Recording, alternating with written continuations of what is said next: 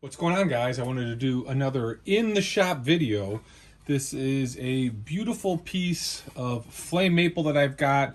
It's got some knots and coloration, so I'm going to use it for a centerpiece. But what I want to do today is resaw this piece of wood.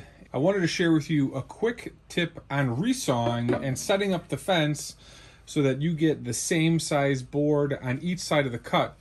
I've gotten really good at sizing up in terms of splitting this right down the middle over the years, but the one trick I do is I turn the saw on, push it through, see where that cut is, flip it over, and then see if that matches up. I can nudge this in either a 16th or whatever, but I'll show you how this goes. So I am working on my Laguna 16 HD bandsaw. Do a lot of resawing on this.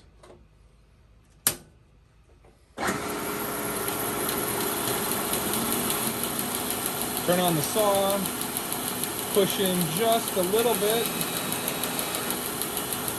You can see that initial cut. Go a little bit further.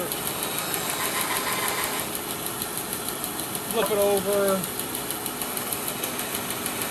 And this one I actually lined up perfectly, so I won't have to do so much sanding with the drum sander. So I got this lined up perfectly, first shot actually.